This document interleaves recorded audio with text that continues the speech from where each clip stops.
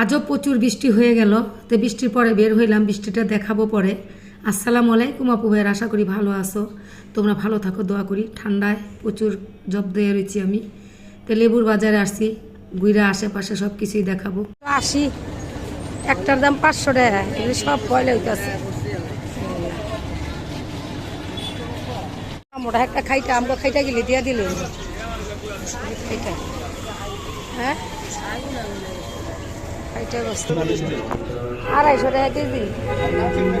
চুপকা লাগলো আবার।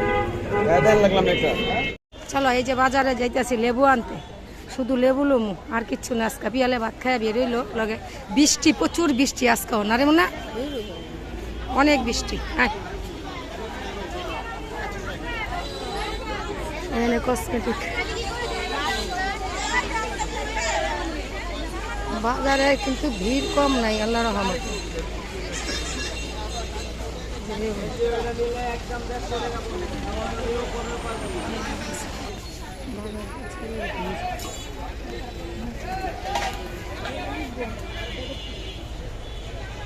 লেবুর পিছে পিছে ঘুরতেছি, লেবু লমু না না 10 টাকার আর নিও না।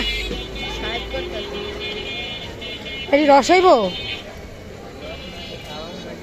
আমি এই যে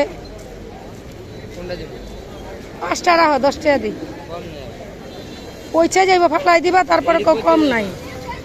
দাঁড়া আরুগা দিয়া দাও ছোট থেকে, না দিয়ে 10 টাকা দেব না, এটি 15 ফুটপাতে নাও। দামে যে লেবু 5টা লইলাম 10 টাকা দিয়ে বস্তা। আর ওরা জানে কি বইছে, আলু লয়ে লই, আলু মোটা 10 টাকা, 2 মোটা দিবি না?